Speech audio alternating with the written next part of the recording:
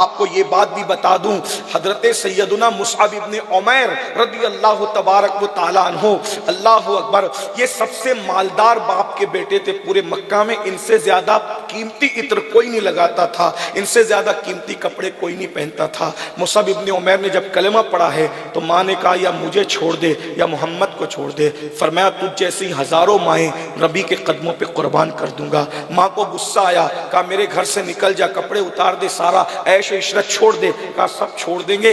ٹاٹ کا لباس پہنا اور بارگاہ رسالت میں آ کے چپکے سے بیٹھ گئے۔ سرکار نے دیکھا، پہچانا اس کو؟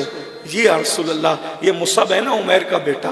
اور خدا کی شان، اللہ کے رسول سے ان کے دل میں اتنا عشق ہو گیا تھا کہ ان کی شباہت حضور سے ملنے جلنے لگی تھی، اور حضور نے ان کو اسلام کا پہلا مبلغ بنا کر مدینہ منورہ بھیجا تھا۔ تو حضرت مصعب ابن عمیر بھی شہید ہوئے، تو حضرت سیدہ صفیہ نے اپنے 2 دوپٹے لا کر کے کہا کہ یا رسول اللہ، ایک میرے بھائی حمزہ کو یہ دوپٹہ اڑا دینا اور یہ دوسرا دوپٹہ نیچے بچھا دینا اور اس کو کفن پہنا دینا۔ میرے آقا رونے لگے، حمزہ کی بہن موجود ہے تو اس کے کفن کا انتظام ہو گیا، میرا صحابی مصعب ہے نا، اس کا تو کوئی خاندان ہی نہیں ہے، اس کے کفن کا انتظام کون کرے گا؟ اور اس کے بعد حضرت صفیہ نے کہا کہ یا رسول اللہ، یہ اب میں کسی کے نامزد نہیں کرتی، یہ دونوں کپڑے آپ کے ہیں، آپ جس کو چاہیں عطا کر دیں۔ تو اللہ کے رسول نے فرمایا کہ جاؤ، یہ دونوں دوپٹے ایک حمزہ کو اڑا دو، ایک مصعب کو اڑا دو۔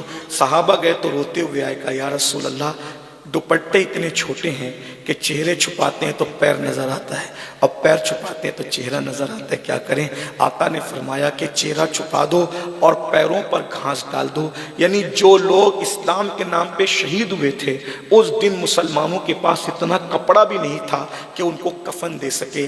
آج ریلوے اسٹیشن پر ایک لاوارث لاش ملتی ہے تو لوگ چندہ کر کے اس کو پورا پورا کفن دیتے ہیں، لیکن جنہوں نے اسلام کے لیے قربانیاں دی تھی، وہ دن بھی کیا دن تھے، ان کو پورا پورا کفن بھی نصیب نہ ہوا۔ یہ آیت جو لوگ پڑھتے ہیں نا شہیدوں کے لیے، وَلَا تَقُولُوا لِمَنْ يُقْتَلُ فِي سَبِيلِ اللَّهِ أَمْوَاتٌ، یہ خاص نازل ہوئی ہے شہدان احد کے لیے، اور قیامت تک کے لیے اس کا سلسلہ عام ہے، فیضان عام ہے، لیکن شان نزول اس کا جو ہے وہ احد کے شہیدوں کے لیے ہے، جن کے لیے قرآن کیوں کہے وَلَا تَقُولُوا لِمَنْ يُقْتَلُ فِي سَبِيلِ اللَّهِ أَمْوَاتٌ، ان کو مکمل کفن بھی نصیب نہ ہوا۔ یہ احد کا دن تھا، اور حضور کو گڈھے میں لوگوں نے ڈھکیلنے کی کوشش کی، حضور کے دونوں گھٹنے پھٹ گئے، گالوں میں کڑیاں گھس گئی، دندان کے کنارے شہید ہو گئے۔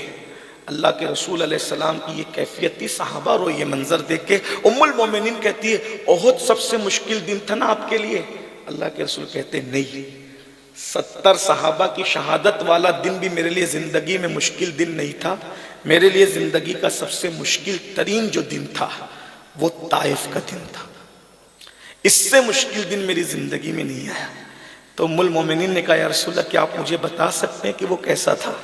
آقا فرماتے ہیں کہ میں ہر گھر پھرتا تھا اور کہتا تھا کہ اسلام قبول کر لو، تو میرا مذاق اڑاتے تھے، اور صرف مذاق نہیں اڑایا، چھوکروں کو میرے پیچھے کر دیا کہ پیچھے چلاتے پھرو کہ پاگل پاگل، استغفر اللہ، الیاذ باللہ، معاذ اللہ۔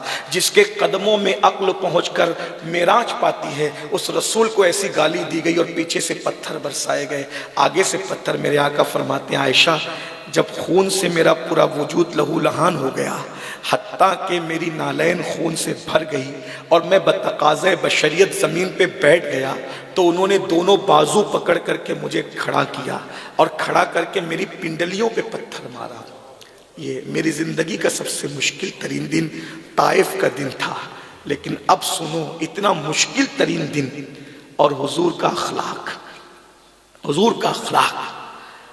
آقا علیہ السلام جب سر کو گھٹنوں میں رکھ کر کے بیٹھ گئے خون کے زیادہ نکلنے کی وجہ سے، تو جبریل علیہ السلام آگے کہتے ہیں یا رسول اللہ، اللہ آپ کو سلام کہتا ہے، اور سلام کرنے کے بعد اللہ کہتا ہے کہ یہ پہاڑوں کا فرشتہ میں نے آپ کے پاس بھیجا ہے، آپ جو حکم دیں یہ وہ کرے گا، آپ بتائیے آپ کی مرضی کیا ہے۔ اللہ رحمان و رحیم ہو کر اب رحمت للعالمین کا امتحان لے رہا ہے کہ میں نے جس کو رحمت بنا کر بھیجا ہے، اب اس کی زبان سے لوگوں کو سنواؤں کہ یہ کہتا کیا ہے۔